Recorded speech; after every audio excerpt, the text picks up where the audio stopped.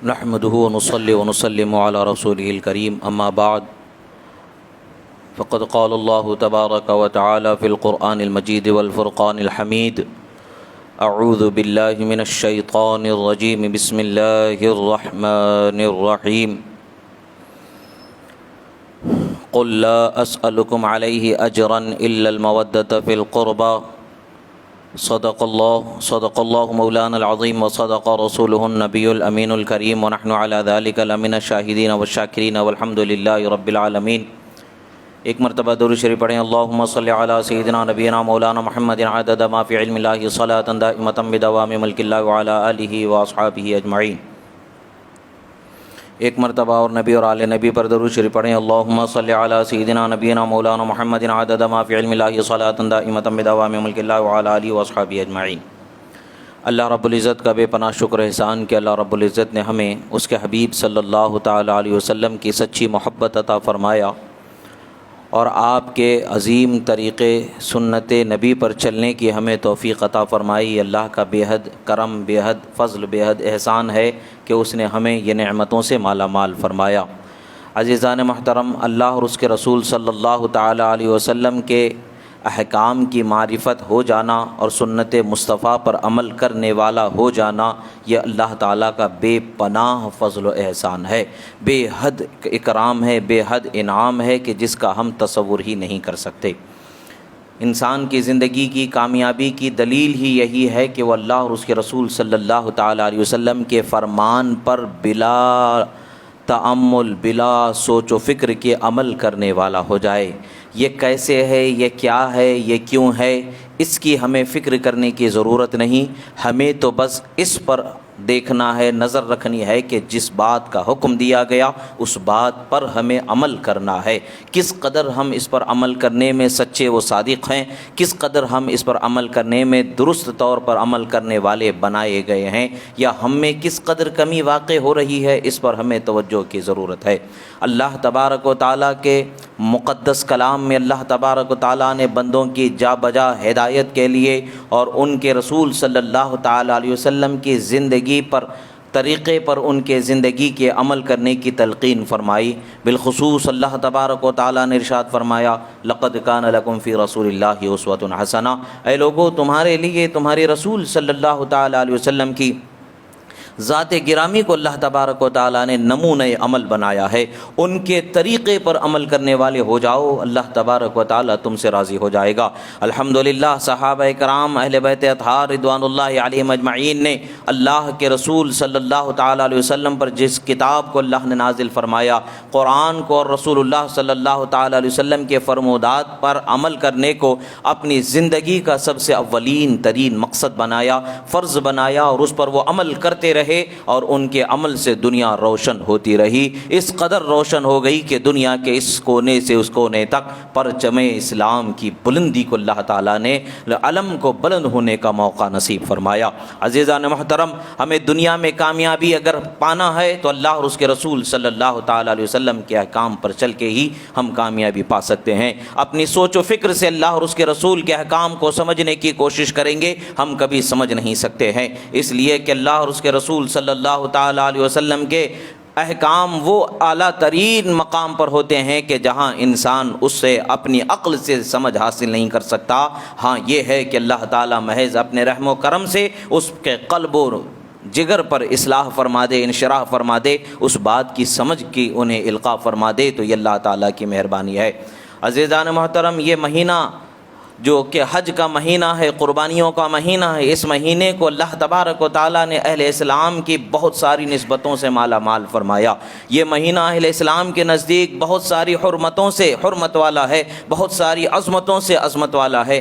تنہا حج مبارک ہی اس مہینے میں نہیں ہے، بلکہ اس مہینے میں اللہ تبارک و تعالیٰ نے بے پناہ عظمتوں کو اللہ تعالیٰ نے اس مہینے میں پنہا فرمایا ہے۔ ایک ایک عظمت کی طرف ہم قدم بڑھاتے چلے جائیں گے تو ہر عظمت ہمیں یہ بتائے گی کہ بے شک یہ عظمت ایسی عظمت ہے کہ جس کی نظیر ملنا ہمیں دشوار نظر آتا ہے۔ ایثار و قربانی کے معاملات کو لے لیں تو حضرت ابراہیم و اسماعیل علی نبینا وعلیہ الصلاۃ والسلام سے لے کر کے حضرت عثمان غنی ذو النورین رضی اللہ تعالیٰ عنہ کے ایثار و قربانی تک کے معاملات ہماری نگاہوں کے سامنے آتے ہیں۔ جب ارکان کی ادائیگی کی بات آ جاتی ہے، عظمتوں میں اللہ والوں کی عظمتوں کا اجاگر ہونا اللہ تعالیٰ واضح فرماتا ہے، بلکہ اللہ والوں کی عظمتیں تو عظمتیں ہی ہیں، اللہ والوں کی قدموں کو جن چیزوں سے نسبت ہو جاتی ہے ان چیزوں کو عظمت والا خدا تعالیٰ نے بنا دیا ہے۔ صفا و مروہ کو دیکھ لیں، رمی جمار کو دیکھ لیں، جو ارکان کی ادائیگی کی جاتی ہے حج میں، وہ تمام ارکان قیامت تک کے جو اللہ والوں کی عظمت کا انکار کرنے والے ہیں،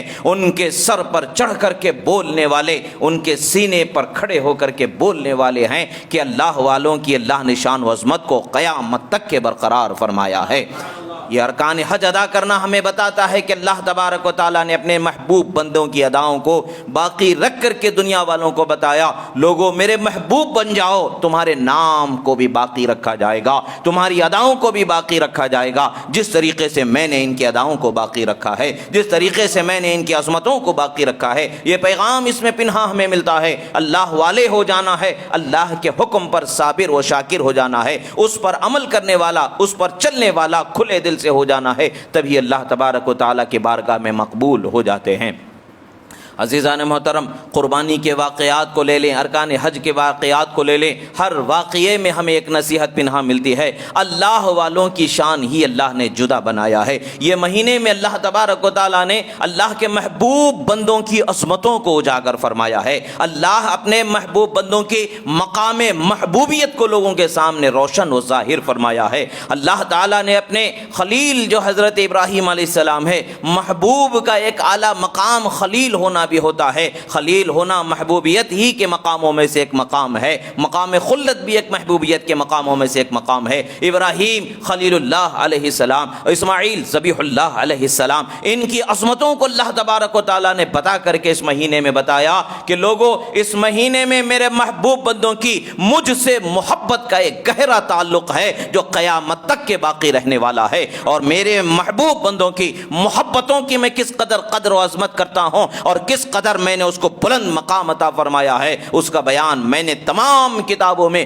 عظیم کتاب جو میرے عظیم پیغمبر آخری نبی سید الانبیاء پر قرآن مجید کو جو نازل کیا اس میں نے بیان فرما دیا۔ ان الصفا والمروۃ من شعائر اللہ، بے شک صفا اور مروہ اللہ کی نشانیوں میں سے ہیں۔ یہاں پر حضرت اسماعیل علیہ السلام کے قدم مبارک نہیں پڑے تھے اس وقت پر، بلکہ حضرت ابراہیم علیہ السلام کے نہیں تھے۔ اگر قدم مبارک ان صفا اور مروہ پر پڑے ہیں تو حضرت بی بی ہاجرہ رضی اللہ تعالیٰ عنہا کے قدم ہائے مبارکہ پڑے ہیں۔ ایک پیغمبر کی زوجہ ہیں، ایک پیغمبر کی والدہ ہے، اللہ کی محبوب ہستی ہیں، صبر و رضا کا پے کر وہ پورا مجسم ان کا صبر و رضا کا ایک مظہر بنا نظر آتا ہے، خدا کی مرضی پر راضی ہو جانے کا یہ ثمرہ رب تعالیٰ نے بتایا، یہ ثمرہ رب تعالیٰ نے عطا فرمایا کہ قیامت تک کا ہر حاجی حضرت بی بی ہاجرہ کے صبر و رضا کو یاد کرے گا اور صفا و مروہ پر چکر لگا کے ان کی محبت کا اقرار کرتے ہوئے رب تعالیٰ کی بارگاہ میں اپنی عبادت کو ادا فرمائے گا۔ یہ اللہ تعالیٰ نے ان کی عظمتوں کو اجاگر فرمایا ہے۔ ایسے ہی رسول اللہ صلی اللہ تعالیٰ علیہ وسلم نے آخری حج حجۃ الوداع فرمایا۔ یہ 9 ہجری میں حج مبارک فرض ہوا، 10 ہجری میں رسول اللہ صلی اللہ تعالیٰ علیہ وسلم نے حجۃ الوداع فرمایا۔ آخری جو حج رسول اللہ صلی اللہ تعالیٰ علیہ وسلم نے فرمایا، یہ آخری حج رسول اللہ صلی اللہ تعالیٰ علیہ وسلم نے کس شان سے فرمایا؟ علماء کرام فرماتے ہیں کہ رسول اللہ صلی اللہ تعالیٰ علیہ وسلم جب تک مکۃ المکرمہ میں تشریف فرما تھے، آپ ہر سال حج فرمایا کرتے تھے۔ اگرچہ ابھی اس وقت پر حج فرض نہیں ہوا تھا مگر آپ حج ادا فرمایا کرتے تھے، مگر آپ ہجرت کے 90 سال حج کو فرض فرمایا گیا تو حضرت رسول اللہ صلی اللہ تعالیٰ علیہ وسلم نے اپنی جانب سے کچھ وجوہات کی بنا پر آپ تشریف نہ لے جا سکے تو سالار لشکر بنا کر کے حضرت صدیق اکبر خلیفہ اول حضرت ابوبکر صدیق رضی اللہ تعالیٰ عنہ کو بھیجا، اور ان کی صدارت میں ان کی سالاری کے اندر سارا قافلہ وہاں پر پہنچا، ارکان حج ادا کیا، واپس ہوا۔ اب آپ صلی اللہ تعالیٰ علیہ وسلم نے 10ویں ہجری میں حج ادا کرنے کا اعلان فرمایا۔ آپ نے فرما دیا کہ اس سال میں خود سالار قافلہ رہوں گا، حج کے قافلے کا سالار رہوں گا، میں خود حج کے لیے تشریف لے جاؤں گا۔ آج صحابہ کرام رضوان اللہ تعالی علیہم اجمعین کے اس محبت کا جذبہ ہمیں دیکھنے کو ملتا ہے کہ آپ سوچیں کہ آج دنیا کا ہر آدمی ایک اپنا جو رہبر ہوتا ہے، جو دینی پیشوا ہوتا ہے، جو اپنا پیر و مرشد ہوتا ہے، اس کے ساتھ حج کے لیے عمرے کے لیے جانا اپنے لیے سعادت مندی سمجھتا ہے، اپنے لیے کامیابی سمجھتا ہے، اپنی عبادت کے قبول ہو جانے کی وہ دلیل سمجھتا ہے، محبت و شوق میں وہ آگے بڑھتا ہے اور ان کے ساتھ جانے کے لیے وہ پیش رفتی کرتا ہے۔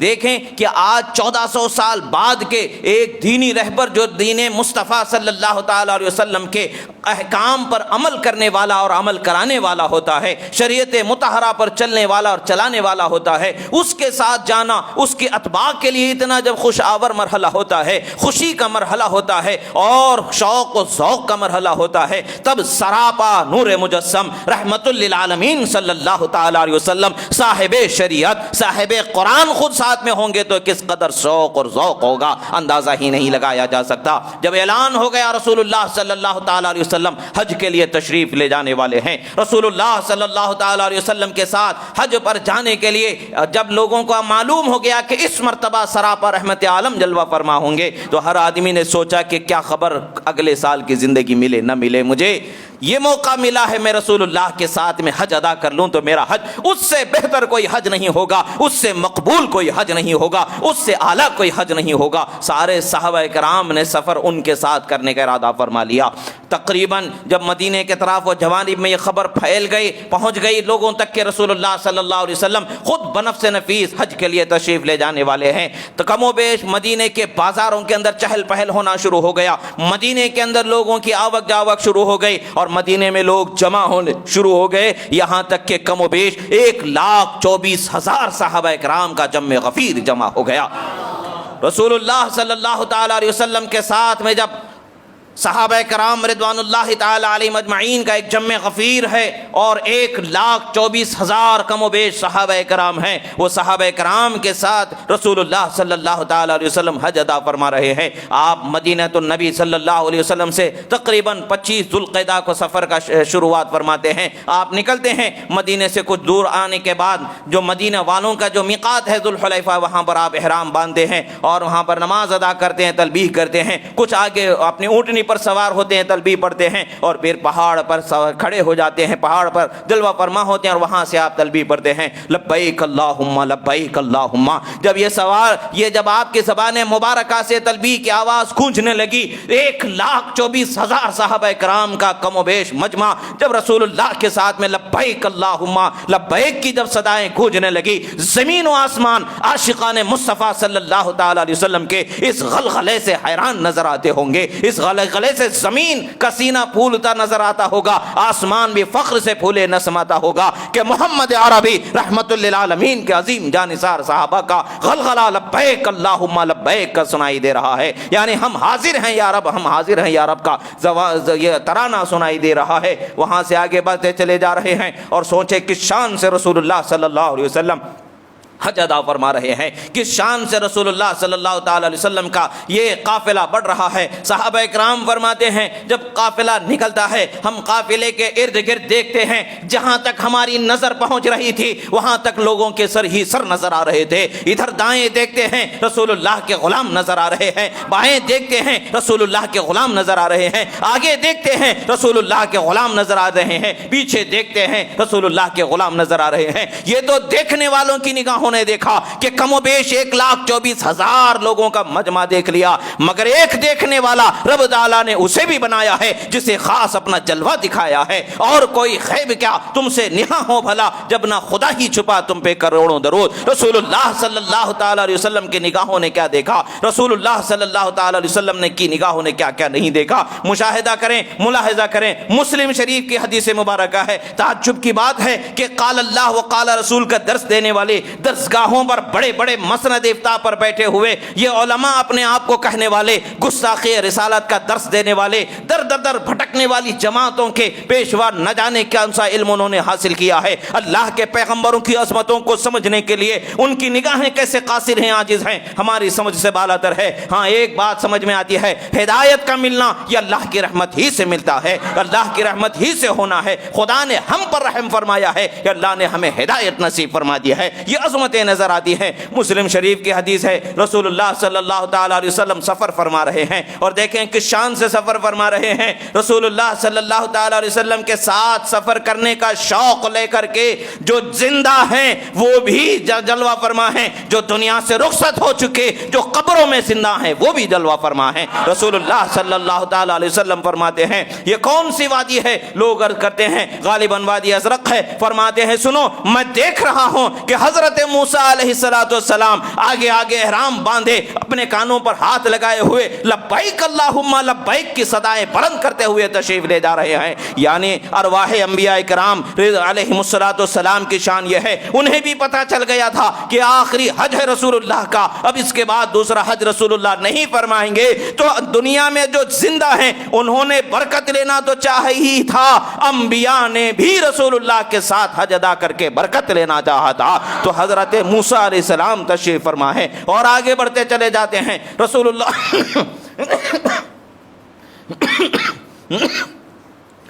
اللہ صلی اللہ تعالی علیہ وسلم اور کچھ آگے بڑھتے چلے جا رہے ہیں. دیکھ رہے ہیں ایک مقام پر اور پوچھتے ہیں رسول اللہ صلی اللہ علیہ وسلم یہ کون سا مقام ہے؟ صحابہ کرام اس مقام کا نام لے کر جواب دیتے ہیں. رسول اللہ صلی اللہ علیہ وسلم فرماتے ہیں میں دیکھ رہا ہوں حضرت یونس علی نبینا علیہ السلام اپنی لال رنگ کی اونٹنی پر سوار ہیں اور لبیک اللہم لبیک کی زبان سے صدائیں سنا رہے ہیں. پتہ چلتا ہے کہ یہ حج تنہا رسول اللہ کا حج نہیں تھا بلکہ انبیاء کرام کا جم غفیر تھا. کم و بیش 1,24,000 اور کم و بیش 1,24,000 صحابہ کرام کا جم غفیر تھا. یہ حج عظیم حج ادا فرمایا گیا. جب رسول اللہ صلی اللہ تعالی علیہ وسلم حج ادا فرما کر کے واپس لوٹ رہے تھے ایک مقام وہ بھی آیا جسے غدیر خم کہا جاتا ہے. ایک مقام وہ بھی آیا جو مقام خم کے نام سے مشہور ہے. ایک کنواں تھا, تالاب نما بڑا کنواں تھا جہاں پر پانی ہوا کرتا تھا, پڑاؤ کیا جاتا تھا, وہاں پر سفر کے لیے ٹھہراؤ کیا جاتا تھا. اور یہ بھی ذوالحجہ ہی کا مہینہ ہے. ذوالحجہ ہی کا مہینہ ہے. 18 ذوالحجہ کی تاریخ ہے اور اس میں دیکھیں کہ پیغام محبت کو کیسے عام کیا جا رہا ہے. حضرت ابراہیم علیہ السلام کے واقعات کو اس مہینے سے متعلق فرمایا گیا, رسول اللہ کی عظمتوں کو اس مہینے سے متعلق فرمایا گیا اور رسول اللہ کی محبتوں کو اس مہینے سے متعلق فرمایا گیا. اور وہ جسے رسول اللہ محبوب بنا دے اس محبوب کائنات کی محبتوں کو اس مہینے سے متعلق فرما دیا گیا. رسول اللہ صلی اللہ تعالی علیہ وسلم مقام خم پر تشریف فرما ہیں. یہاں پر بہت ساری نصیحتیں رسول اللہ نے فرمائی, بہت سارے پیغام سنائے. وہ پیغام کیا ہیں؟ حضرت جابر بھی فرماتے ہیں رأیت رسول اللہ صلی اللہ تعالی علیہ وسلم یخطب وهو على ناقته القصواء فسمعت يقول انی تارک فیکم الثقلین ما ان تمسکتم به لن تضلوا او كما قال صلی اللہ علیہ وسلم. حضرت جابر فرماتے ہیں میں نے رسول اللہ صلی اللہ علیہ وسلم کو دیکھا کہ آپ اپنی قصوا اونٹنی پر سوار ہیں اور یہ وہ اونٹنی ہے قصوا اس لیے کہا جاتا ہے کہ اس کی دم کا کچھ حصہ کٹا ہوا تھا. رسول اللہ صلی اللہ علیہ وسلم اکثر اس پر سواری فرمایا کرتے تھے. آپ اپنی سواری پر کھڑے ہو کر کے اعلان فرما رہے ہیں اے لوگو سنو سنو سنو, میں تمہارے درمیان دو چیزیں چھوڑ کر کے جا رہا ہوں. ایک تو اللہ کی کتاب, دوسری میرے اہل بیت تمہارے درمیان چھوڑ کر کے جا رہا ہوں. اگر تم ان کو مضبوطی سے ان کے دامن کو تھامے رہو گے میرے بعد کبھی گمراہی کے ساتھ تمہارا سامنا نہیں ہوگا. ایک اور جگہ پر حضرت زید بن ارقم سے روایت ملتی ہے کہ حضرت زید بن ارقم رضی اللہ تعالیٰ عنہ کی جو روایت ہے مسلم شریف میں ان کے الفاظ ملتے ہیں یہی ہے انی تارک فیکم مستقلین. پھر آگے سرکار صلی اللہ علیہ وسلم فرماتے اولہما کتاب اللہ وعطرت اہل بیتی ولن یتفرقا حتی یرد علی الحوض. حضرت جابر سے حضرت زید بن ارقم سے روایت ہے اور ایک روایت میں یہ ہے کہ اذکرکم اللہ فی اہل بیتی, اذکرکم اللہ فی اہل بیتی. دو طرح کی روایت, ایک ترمذی شریف میں بھی ہے اور مسلم شریف میں بھی ایک روایت ہے. حضرت زید بن ارقم رضی اللہ تعالیٰ عنہ فرماتے ہیں کہ رسول اللہ صلی اللہ تعالیٰ علیہ وسلم نے فرمایا میں تمہارے درمیان دو چیزیں چھوڑ کر کے جا رہا ہوں. ایک میرے قرآن مجید جو اللہ کا کلام ہے, اللہ کی کتاب ہے, اور دوسری میری اہل بیت تمہارے درمیان چھوڑ کر کے جا رہا ہوں. اور فرماتے وَلَن يَتَفَرَّقَا حَتَّى يَرِدَا عَلَيَّ الْحَوْضَ فَانظُرُوا كَيْفَ تَخْلُفُونِي فِيهِمَا. فرمایا کہ لوگوں سنو، نہ قرآن اور اہل بیت کبھی ایک دوسرے سے جدا نہیں ہوں گے یہاں تک کہ قیامت کے دن حوض کوثر پر میرے پاس ایک ساتھ پہنچائے جائیں گے. اب تم دیکھو کہ کیسے تم میرے اہل بیت کے ساتھ اتباع اور ان کے نقش قدم پر چلنے والے ہو جاتے ہو، ان کے طریقے پر چلنے والے اور ان کے ساتھ اپنے محبت کے تعلق کو قائم رکھنے والے ہوتے ہو. اور پھر رسول اللہ صلی اللہ علیہ وسلم نے فرمایا اذکرکم اللہ فی اہل بیتی،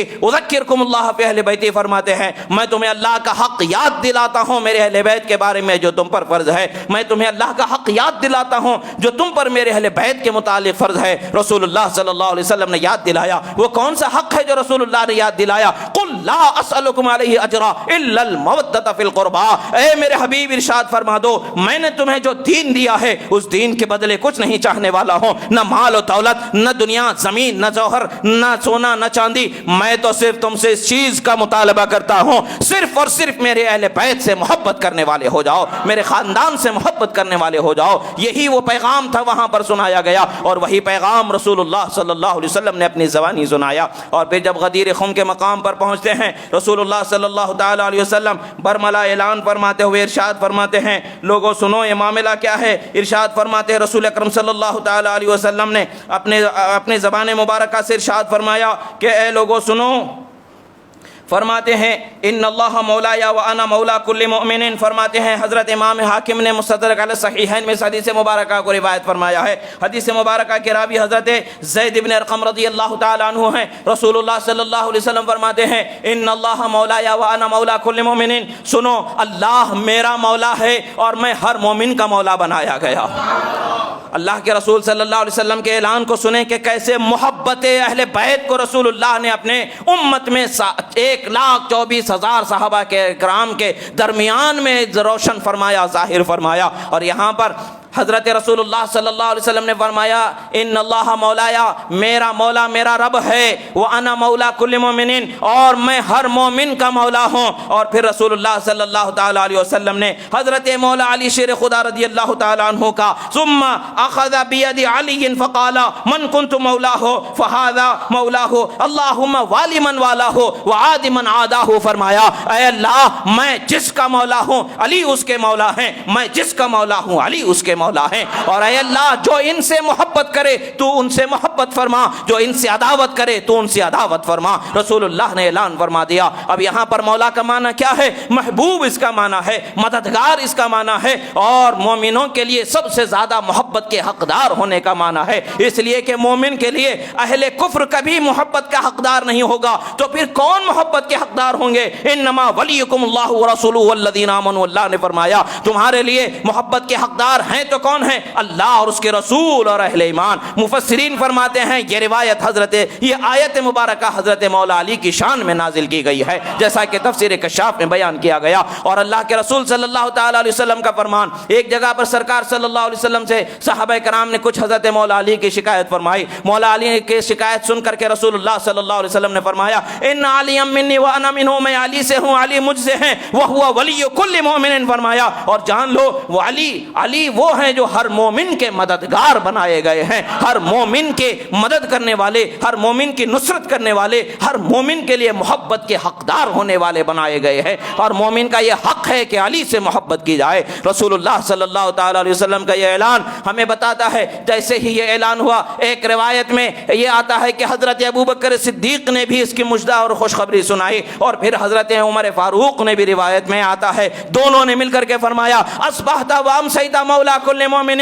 اے ابو طالب کے بیٹے علی ہر مومن مسلمان کے آج سے تم مولا بنا دیے گئے ہیں. جیسا کہ حضرت امام ترمذی وغیرہ نے جو روایت فرمائی ہے ان روایتوں میں بھی اس کی صراحت ملتی ہے. ساتھ ہی ساتھ مشکات شریف میں ایک حدیث مبارکہ ذکر کی گئی ہے. وہ حدیث مبارکہ کیا ہے جو امام احمد بن حنبل رضی اللہ تعالی عنہ نے ذکر فرمایا ہے، روایت فرمائی ہے جیسے ہی رسول اللہ صلی اللہ علیہ وسلم نے فرمایا من کنت مولاه فهذا علی مولا اللهم والی من والاه وعاد من عاداه. فرمایا اے اللہ اللہ میں جس کا مولا ہوں علی اس کے مولا ہیں. مطلب کیا ہے؟ اے اللہ میں جس کا پیارا ہوں علی اس کے پیارے ہیں, میں جس کا محبوب ہوں علی اس کے محبوب ہیں, میں جس کا مددگار ہوں علی اس کے مددگار ہے.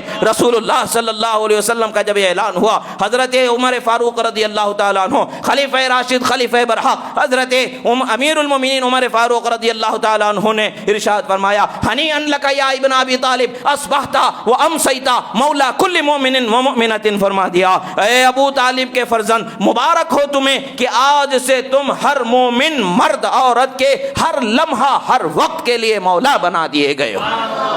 اس کی تفسیر میں جب امام ملا علی قاری علیہ رحمت و رضوان سے جب پوچھا جائے گا, وہ جو اس کی تفسیر بیان فرما رہے مرقات میں جب دیکھیں گے تو یہ بات سمجھ میں آتی ہے کہ ہر لمحہ ہر وقت تمہیں مولا بنا دیا گیا ہے. ایسا نہیں کہ صرف اعلان خم کے حد تک کے یا حجۃ الوداع کے یہ اس دن کے لیے 18ویں ذوالحجہ کے دن کے لیے مولا بنایا گیا ہے, ایسا نہیں ہے, بلکہ حضرت مولا علی کو مولا قیامت تک کے لیے رسول اللہ نے مولا بنایا ہے. وہ بھی مولا ہیں اور رہیں گے, قیامت کے دن بھی مولا رہیں گے, حشر کے دن بھی مولا رہیں گے, جنت میں بھی مولا رہیں گے, اس لیے کہ مولا وہ مومن کے بنائے گئے ہیں. جو مومن نہیں اس کے وہ کچھ نہیں, جو مومن ہے اس کے وہ سب کچھ بنائے گئے ہیں. اور آج لوگوں کے اندر تعجب کی بات ہے کہ آج کسی بد عقیدہ قوم و مذہب کے ان کے کسی بد عقیدے کی وجہ سے یہ دعوت دی جا رہی ہے. تعجب کی بات ہے, دعویٰ تو اہل حق کا ہونے کا رکھتے ہیں, دعویٰ تو اہل صراط مستقیم سے ہونے کا رکھتے ہیں, اور رسول اللہ کے اعلان پر جرح کرنے کی جسارت کرتے ہیں, اللہ کے رسول کے اعلان پر جرح و تعرض کرنے کی جسارت رکھتے ہیں. معاذ اللہ, کہاں یہ ہمارا عقیدہ کہ قیامت تک کے ہونے والے سارے آنے والے واقعات کو اللہ کے رسول کے سامنے اللہ تعالیٰ نے مستحضر فرما دیا, ما کانا وما یکون کا علم انہیں عطا فرما دیا ہے. جب انہیں وہ علم حاصل ہے تو معاذ اللہ کیا ہم یہ تصور کر سکتے ہیں کہ کسی فتنے سے نظر پھیر کر کے رسول اللہ نے کسی جس کو ایسے ہی بیان کر دیا؟ معاذ اللہ, کبھی ایسا نہیں ہو سکتا. رسول اللہ کا ہر بیان قیامت تک کے جاری ہونے والا ہے, رسول اللہ کا ہر فیصلہ قیامت تک کے وہی جاری ہونے والا ہے, اس کے سوا کچھ نہیں جاری ہوگا. اور آج اگر کوئی کہے کسی قوم فرقے کے تشبہ کی وجہ سے حضرت مولا علی کو آج کے زمانے میں مولا نہیں کہنا چاہیے, تو وہ اپنے انجام کو خود پہنچے. نہ اس سے ہمارا علاقہ, نہ اس سے ہمارا تعلق, نہ وہ ہمارے مذہب و فرقے سے تعلق رکھتا ہے, نہ وہ اس کا تعلق اہل سنت سے ہو سکتا ہے. اہل سنت کا تعلق ان سے ہے جو من کنت مولا ہو فعلی مولا کہنے والے ہیں. حضرت صدیق اکبر نے جب ان کو اپنا مولا کہا, حضرت فاروق اعظم نے جب ان کو مولا کہا, تو پھر دنیا میں کسی کی مجال ہی نہیں کہ ان کے مولا ہونے سے انکار کر دے. حضرت عمر فاروق رضی اللہ تعالیٰ عنہ نے فرمایا, جو فرمان ہے سرکار نے فرمایا من کنت مولا فعلی مولا, میں جس کا مولا علی اس کے مولا. یہ اس کا مولا, یہ کون کون اس میں شامل ہیں؟ حضرت عمر فاروق نے اس کی تفسیر اپنے کلام سے بیان فرما دی. اصبحتا و امسیتا مولا کل مومن و مومنۃ. فرما دیا تنہا ایک لمحے کے لیے مولا نہیں ہے, ایک وقت کے لیے مولا نہیں ہے, بلکہ ہر لمحہ ہر آن کے لیے مولا بنا دیے گئے ہیں. کس کے؟ صرف ایک طبقے کے نہیں ہیں, ایک فرد کے نہیں ہیں, ایک زمانے کے لیے نہیں ہے, بلکہ ہر زمانے کے لیے, ہر صبح کے لیے, ہر شام کے لیے, قیامت تک کے مومن کا مولا ہے تو وہ حضرت مولا علی کو بنایا گیا ہے. اور یہ مولا کیوں ہے؟ کیونکہ ان کے مولا رسول اللہ ہیں. وہ مولا کیوں ہے؟ ان کا مولا رب ذوالجلال ہے. اللہ کے رسول نے صراحت کے ساتھ بیان فرما دیا. تعجب کی بات ہے, زمانے میں آج ایک نیا بازار گرم ہوتا جا رہا ہے. حضرت علی کی محبت کا نام جہاں پر بھی آتا ہے, نہ جانے کیسے کیڑے اپنے دماغ میں کل بلاتے رہتے ہیں, وہ بدعقیدگی کی طرف بڑھتے چلے جاتے ہیں. نواسب اور خوارج کے طرز پر عمل کرتے ہوئے اہل سنت کی روش سے بھٹکتے نظر آتے ہیں. اللہ تعالیٰ ایسے بد عقیدہ بد کردار لوگوں سے ہماری حفاظت فرمائے. یاد رکھیں, قیامت تک کے وہی مومن ہوگا جس کے مومن ہونے کی گواہی حضرت مولا علی عطا فرما دیں گے. حدیث مبارکہ میں ہے, حوض پل صراط سے وہی شخص گزر سکتا ہے جس کو گزرنے کی اجازت حضرت مولا علی عطا فرما دیں گے. اگر وہ اجازت نہ دیں تو کوئی پل صراط سے گزر ہی نہیں سکتا ہے. اور وہی گزرنے والا ہے جو مومن ہوگا, وہی گزرنے والا ہے جو مولا علی کو مولا کہنے والا ہے. جو مولائی ہے وہی گزرنے والا ہوگا. جو خارجی ناصبی ہے اس کا کیا حشر میں انجام ہوگا, وہ تو حشر میں ہم اپنی آنکھوں سے دیکھ لیں گے, دنیا میں بھی ہم دیکھتے ہیں. سوائے رسوائی کے اس کا کوئی معاملہ نہیں ہوتا ہے. عزیزان محترم, کسی کے بھی کسی بہکاوے میں آنے کی ضرورت نہیں ہے. جب اللہ کے رسول نے انہیں مولا کہہ دیا تو وہ ہمارے مولا.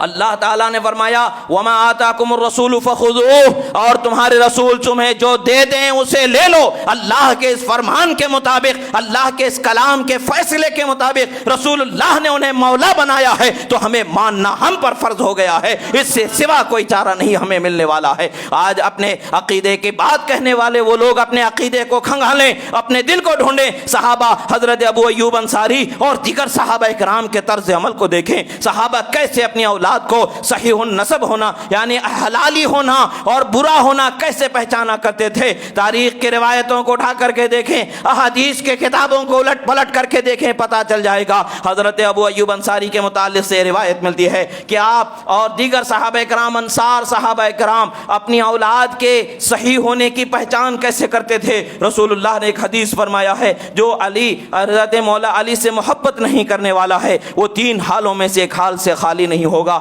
یا تو وہ منافق ہوگا، یا تو وہ حلالی نہیں ہوگا، یا تو حالت حیض میں پنپنے والا نطفہ ہوگا یعنی وہ بھی حرام ہوگا، اس وقت پر صحبت کرنا اس وقت پر ٹھہرا ہوا وہ نطفہ ہوگا، یا تو حلالی ہی نہیں ہوگا، یا تو حرامی ہوگا، یا تو منافق ہوگا۔ یہ معاملات رسول اللہ صلی اللہ علیہ وسلم کے حدیث میں تین حال میں سے ایک حال سے خالی نہیں، رسول اللہ کا فیصلہ ہے۔ یہ فیصلے کو صحابہ کرام اپنے بچوں کو کیسے پہچانا کرتے تھے، اپنے چھوٹے بچوں کو جب ان میں کچھ سمجھ آ جاتی تھی، بولنا چالنا آ جاتا تھا، اپنے کاندھے پر بیٹھا کر کے حضرت مولا علی جس راستے سے گزرتے اس راستے میں کھڑے ہو جاتے اور اپنے بچوں کو پہلے سے کچھ بتائے ہوئے نہیں ہوتے تھے، وہ پوچھتے اے میرے بچے یہ جو تمہارے سامنے سے گزر رہے ہیں ان کے بارے میں تمہارے دل میں کیا خیال آ رہا ہے؟ وہ بچہ کہتا کہ مجھے ان سے بہت محبت محسوس ہو رہی ہے، ان کی طرف میرا دل دھکتا چلا جا رہا ہے، میں ان کا احترام اپنے دل میں محسوس کر رہا ہوں۔ وہ اپنے بچے کو کلیجے سے لگا لیتے، اپنے گھروں کو لے جاتے، اور اگر وہ بچہ کہتا